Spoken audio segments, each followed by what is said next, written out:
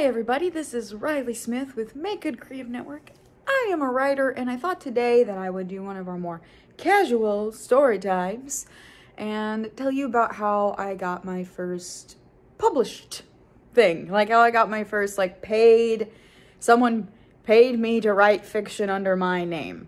How that came to be. So I'm going to start with what I think led to that opportunity. So a couple of things went into it. One, that I was freelancing a lot. I was writing a lot of different things. I was doing some marketing. I was also doing some ghost writing at the time, which, I'll probably make a whole video talking about the pros and cons of getting into ghostwriting, but I will say I don't recommend it unless you can write really, really fast, unless you can just pump stuff out. If you're the type of person who really looks at everything and dwells on everything, you can make really good stuff that way. Don't get me wrong. That's awesome. That's a great way to be as a writer. It takes a while, but it's a good, to be that kind of meticulous person is totally cool. You won't enjoy or be able to do ghostwriting. Because it's too much time spent. You have to be able to rattle this shit off because ghostwriting does not usually pay super well right out of the gate. So for me, it was more of an exercise in writing regularly and getting stuff out the door. So that was really helpful for me, and I got paid to do it, which is cool. It was practice I got paid to do. So I was doing a lot of ghostwriting and a lot of marketing freelancing through a site called Upwork.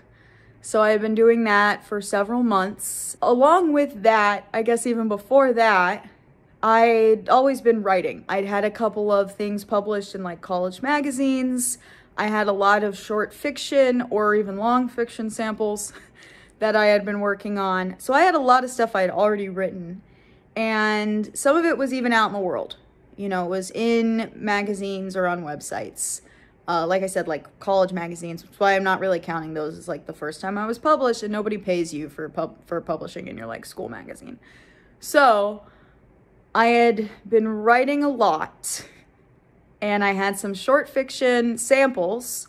I had written short stories, or there were shorter excerpts from my longer works. And then I was on Upwork and getting a reputation on there. I had several fiction writing contracts as a ghostwriter that had gone super well. I actually had my publisher reach out to me. They were looking for people to write original work for their app. It's basically an e-reader. It's called Scribd. They were trying to go up against Audible, etc.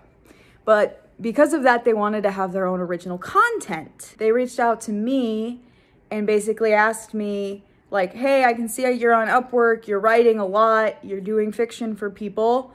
Would you be interested in doing stuff under your own name? And I would be interested. I would very much be interested in that. I would love to do that. They said they were looking for people to do original works. They asked me to send them samples in romance. Basically, they were looking for romance. And I didn't actually have a ton of samples specifically in romance. But I did have samples in more historical fiction that was romancy. So I took out those excerpts and I sent it to them. So because I had already been working as a ghostwriter, because I had gotten such good reviews as a fiction writer in that capacity, they reached out to me, they asked for some samples, I sent them what I had. I also recommend, if somebody asks you for a short fiction sample in a certain genre or something because they're interested in your work, but you don't have that genre, write something. Go write something. Go find look at everything that you've written and find something that's close enough. So that's what I did. And then write something if you really don't have anything. Just be this is what they want. I know this well enough. I can write something that gives them an idea, a couple of pages that gives them an idea of my style. So just write, just don't be I don't have any samples. It's basically the long and short of that. Never be oh, I don't have any, go write something. So they reached out, they asked for my samples, and then they liked it. And so they asked me basically to come on as writing historical romance, as writing Regency romance. And so I pitched my first idea, completely original for them. That was Mrs. Tigney's. It's been a while now. Mrs. Tigney's Guide to Romance for the 19th Century Woman. I think that's it. I think that's what it was. Well, the first one was Mrs. Tigney's Guide to Swooning, because it's about, like, the main thing is that somebody faints. So it was like a collection of short stories that added up into, like, one longer narrative. But yeah, basically, like, if I had to cut down that journey into a couple of steps, one, it was write all the time. Write constantly. If this is like if you are hoping one day, like, don't just start on your novel.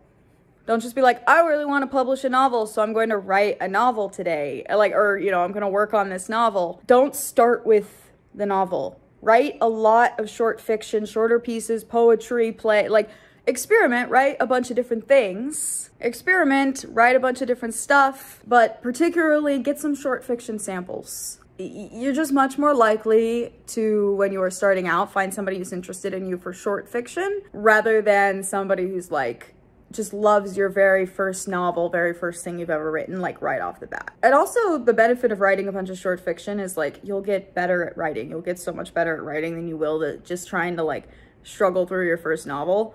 So make sure you take some time to write a bunch of short fiction in a bunch of different genres, experiment, etc. And submit those places. Even if it's not like a paid magazine, like there are places online that you can put your work out there.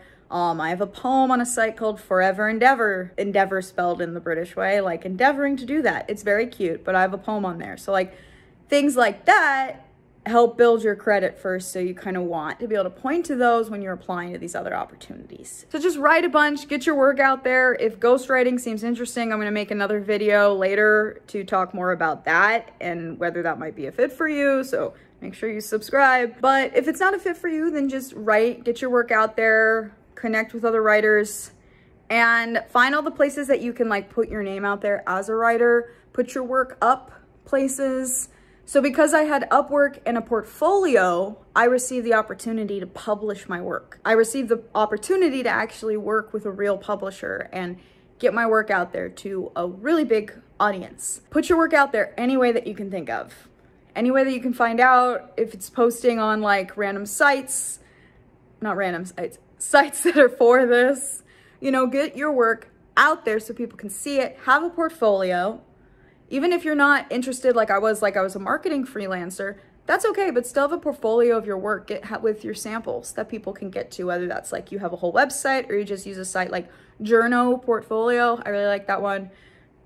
JOURNO portfolio.com. It's free and you can make like a really nice looking portfolio. I've used it for years, never had to make like a fancy website. Always worked really well. But yeah, that was essentially my journey to getting published for the first time. It's kind of a short story, but like the big takeaways are write a lot of short stories and get them out there any way you can, because that you maximize your chance of somebody being interested in you. And you maximize your chance of when you do actively apply to things, that they'll be able to look at your work and say, this person's a professional. They already have a body of work, which will greatly increase your chances. So that's my advice. And my little story, if you have any questions about it, like I said, I kind of like sped through it, but it's pretty simple. If you have any questions, you'd like me to elaborate on anything, please go ahead and ask. I love sharing this journey and I love helping people who are trying to do the same thing, because I believe that more people should have access to sharing their story. So please go ahead and ask any questions you have in the comments. Most importantly, let's go write stuff.